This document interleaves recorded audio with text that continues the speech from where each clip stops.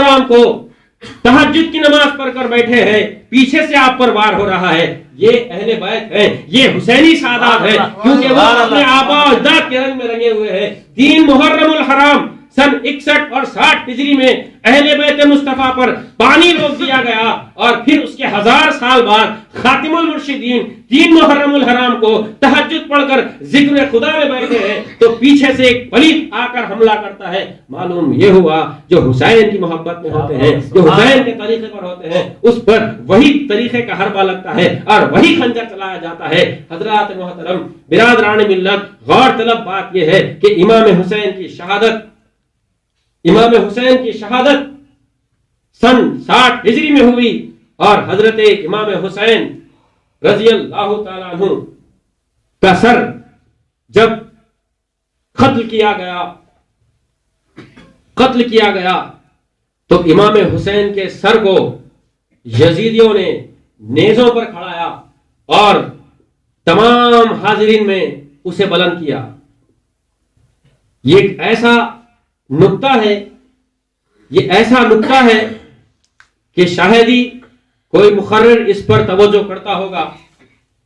ये खातिमे मुर्शिदान का सदका है कि इमाम हुसैन ने अपनी शहादत के बाद, और इमाम हुसैन नवासे रसूल, वो हुसैन जिसके ताल्लुक से यह कहा गया था कि मैं हुसैन से हूं और हुसैन मुझसे है, वो हुसैन जिसको अपनी पुश्त पर सवार किया गया था, वो हुसैन जिसको अपनी कमली में छुपा लिया गया था, वो हुसैन जिस पर मोहब्बत रसूलुल्लाह सल्लल्लाहु अलैहि वसल्लम का एक ऐसा अंबार था, वो हुसैन जो अहले बैत मुस्तफा का एक लीडर था। इस हुसैन के सर को उठाना या बुलंद करना किसी की मजाल नहीं थी, ये खुदा का मंशा था कि हुसैन के सर को कत्ल किया गया, फिर नेज़े पे खड़ाया गया। रब तबारक व तआला 1000 साल पहले इमाम हुसैन के सर को नेज़े पर करते हुए इस बात का ऐलान कर रहा था कि ऐ लोगों, तुम हुसैन के सर को देख लो, ऐ लोगों तुम हुसैन के सर को देख लो। हुसैन के सर को तमाम मजमू में नुमाया किया जा रहा है। तुम ये न समझना कि शहादत का सिलसिला यहां खत्म हुआ, बल्कि इसके बाद की जो शहादत होगी वो शहादत मखसूसा होगी, इमाम हुसैन के सर को बुलंद करने का मकसद ये था कि उनके 1000 साल बाद हामिले बार अमानत पैदा होगा, फिर दीन मुस्तफवी के लिए अपना सर कटाएगा, अपने पीर आका मीर मेहदी मौत की मोहब्बत का इजहार फरमाएगा और फिर उस आका के दावे को सच्चा करेगा। तो 1000 साल पहले इमाम हुसैन ने अपने सर के साथ साथ बंदगी में की शहादत का ऐलान किया। क्या लोगों, तुम ये ना समझना कि शहादत खत्म हुई, बल्कि इस इस्लाम को और फरूग देने वाली शहादत हमारे 1000 साल बाद आएगी। और वो शहादत की कैफियत ये होगी, उस शहादत की सरबुलंदी का ये आलम होगा कि उस शहादत को शहादत मखसूस और शहादत उज़्मा के नाम से याद किया। सुभान अल्लाह।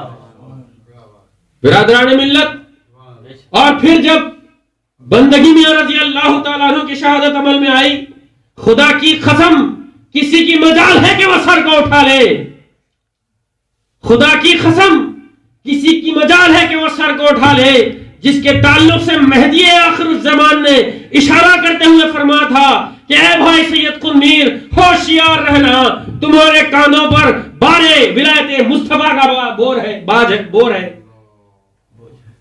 बिरादरान मिल्लत, जब कभी मेहदी आखिर ज़मान, मेहदी मऊद, खातमे विलायत मोहम्मदिया, बंदगी में शाह कुन्नीर सिद्दीक़ विलायत की तरफ देखते तो बड़ी आजुर्दगी का इजहार फरमाते और ये कहते कि भाई सैयद कुन्नीर, तुम बेचारों पर कितनी मशक्कतें पड़ेगी, भाई सैयद कुन्नीर, तुम पर मुसीबतों का बार है। बिरादरान मिल्लत, यह शहादत का फलसफा, अपने सर को कटाना, अपने बच्चों को लुटाना, अपने घर बार को छोड़ना कोई मामूली बात नहीं है। हम पे एहसान है उन बुजुर्गों का, उन शोहदाओं का कि उन्होंने अपने बाल बच्चों को लुटाया, अपने घर बार को उजाड़ दिया, अपने सरों को कटा दिया, अपने खून को पानी जैसे बहा दिया। इसके बावजूद भी हम उनकी अजमत और उनकी मोहब्बत का इकरार नहीं करते, बल्कि बेदीनी का यह आलम है कि हम दीवाने शाने बातें करते। अंदाजा कीजिए कि इन शहादतों का एहसास अपने दिल में करें, तब जाकर आपको दीन की हकीकतों का अंदाजा होगा। जब तक के इस्लाम फुरूक नहीं पा सकता था, जब तक के उसमें शहादत का मामला ना हो। आप गौरतलब बात है, जब इस्लामी महीनों का हम जायजा लेते हैं, माह मुहर्रम को ले लीजिए। पहली मुहर्रम को शहादत हुई अमीर अल मोमिनीन फारूक आजम रजी अल्लाह तआला अन्हु की। 10 मुहर्रम को शहादत हुई इमाम हुसैन की। फिर जिलहज्जा में चले जाइए, 10 जिलहज्जा को हो रही है इस्माइल ज़बीउल्लाह की। तो मालूम यह हुआ इस्लाम का ठहराव शहादत पर है। इस्लाम शुरू होता है कुर्बानी से और खत्म होता है कुर्बानी से। तो मालूम यह हुआ कि ये कुर्बानियां हमारे लिए एक ऐसा दर्स इबरत है कि अब हमें कुर्बानी करने की जरूरत नहीं है। न किसी की मां की गोद उजड़ेगी, न किसी का बच्चा कटेगा, न किसी को घर बार छोड़ने की जरूरत है। इन कुर्बानियों का हमसे मुतालबा सिर्फ ये है कि कुर्बानियां तो हो चुकी, अब किसी कुर्बानी की जरूरत नहीं है। अब जरूरत है तो सिर्फ और सिर्फ अपने नफ्स का खिलाफ करने की कोशिश करें, अपने नफ्स के खिलाफ करने की कोशिश करें, अपने नफ्स को काबू रखने की कोशिश करें। यह कुर्बानी की जरूरत है। जब तक कि हम अपने नफ्स का खिलाफ नहीं करेंगे, अपनी नफ्स कशी नहीं करेंगे, उस वक्त तक हमको कामयाबी और सरफराजी हासिल नहीं हो सकती।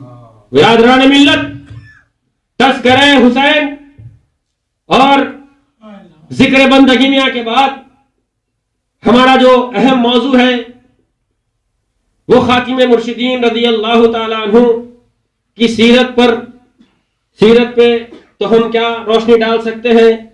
कुछ गोशों को अख्ज़ करते हुए अपने ईमान को, अपनी रूह को, अपने क़ल्ब को, अपने किरदार को सुधारते हुए मुनव्वर करने की कोशिश करेंगे। वो बंदगी शाह कुरमीर सिद्दीक़ विलायत जो महदी आखिरुज़्ज़मान के दूसरे खलीफे भी हुए और फिर दामाद होने का भी शर्फ हासिल हुआ। जब महदी माऊद पर्दा फरमा चुके थे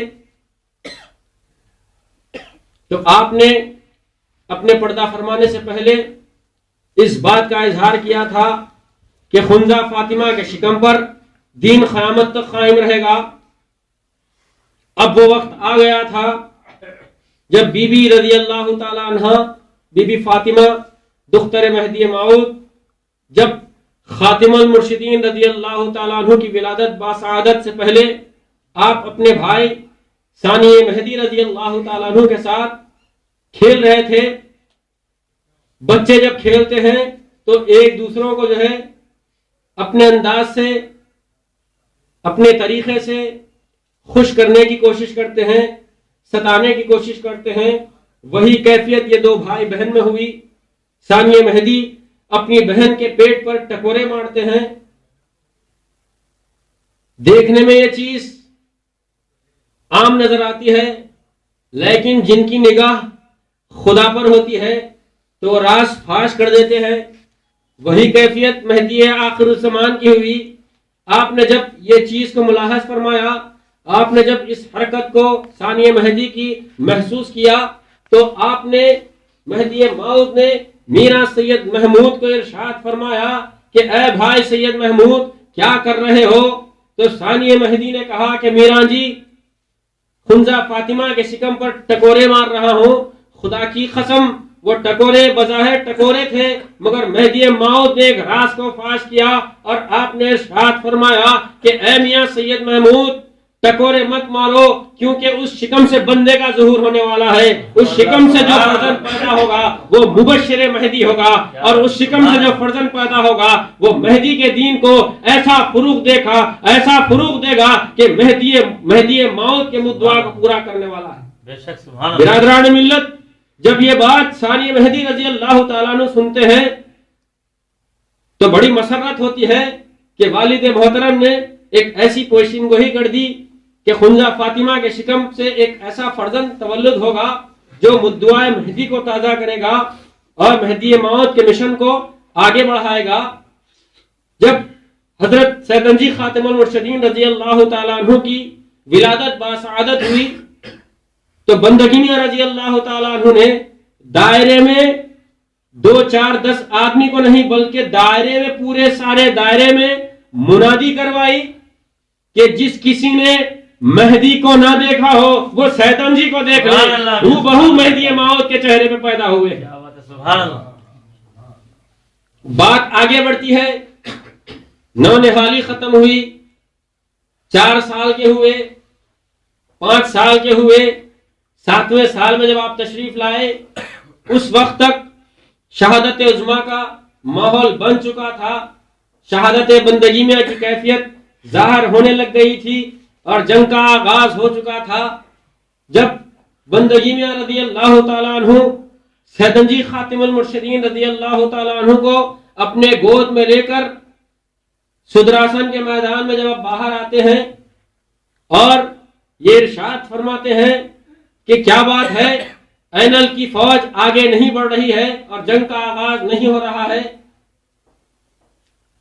लोग बेचैनी का इजहार करते हैं कि खुनकार बात समझ में नहीं आ रही है कि आखिर ऐनल आगे क्यों नहीं आ रहा है। तो हजरत शाह कुल मीर सिद्दीक़ विलायत को अल्लाह की तरफ से ये इशारा मिलता है, ये इल्खा होता है कि ऐ सैयद कुल मीर तुम्हारी गोद से सैयदन जी को दायरे में भेज दो। जब तक के सैयदन जी तुम्हारे गोद में रहेंगे जंग का आगाज नहीं होगा, जंग का आगाज नहीं होगा। बंदगी में रजी अल्लाह तआला अन्हु उस इल्खाए खुदाबंदी पर सैयदन जी खातिमुल मुर्शिद को अपने गले से लगाते हैं और फिर दायरे में भेजते हैं। मालूम यह हुआ कि उस खातिमे मुर्शिदान की कैफियत कुछ निराली थी। उतनी कम उम्री में भी खातिमुल मुर्शिदीन की कैफियत का यह आलम था कि देखने वालों ने देखा हक का इजहार हो रहा है, हक की तस्कीन पा रहे हैं। जिनकी नजरों को वो एहसास होता है वही लोग उससे फैज़याब होते हैं। जब सैयदन जी की आंखों में देखा गया तो सीधी आंख में खते सुर्ख से ला इलाहा इल्लल्लाह मुहम्मदुर रसूलुल्लाह सल्लल्लाहु अलैहि वसल्लम लिखा हुआ था और दूसरी आंख में अल कुरान वल महदी इमामुना आमन्ना व सद्दक़ना लिखा हुआ था। खुदा की कसम 4 साल 7 साल बच्चे की कैफियत का ये आलम है। उनकी आंखों पर कलमे तैयबा और कलमे तस्दीक का ऐसा रोप था कि हजारा फौज उनके दम पर जो है ठहरी हुई थी। जब सैयदन जी को दायरे में ले जाया गया तब जंग का आगाज हुआ। बिरादरान मिल्लत सैयदन जी की कैफियत का आलम यह है कि सैयदन जी का मामला बिल्कुल ही बरअक्स है। अंदाजा कीजिए कि दौलताबाद से हजरत शाह याकूब हसन विलायत, हजरत मियां अब्दुल मलिक शुजावंदी और दीगर यारान मेहदी खामेल आते हैं। शहाबुद्दीन शाह बुलख रजी अल्लाह तआला अन्हु के दायरे में आते हैं। तो जब शहाबुद्दीन शाह बुलख रजी अल्लाह तआला अन्हु ने शाह याकूब हसन विलायत से पूछा कि भाइयों के आने की गर्ज क्या है, भाई इस गरीब के पास क्यों आए हैं, तो अंदाजा कीजिए शाह याकूब हसन विलायत रजी अल्लाह तआला अन्हु फरमाते हैं कि ऐ छाबू जी, हम तुम्हारे और सैयदन जी के पास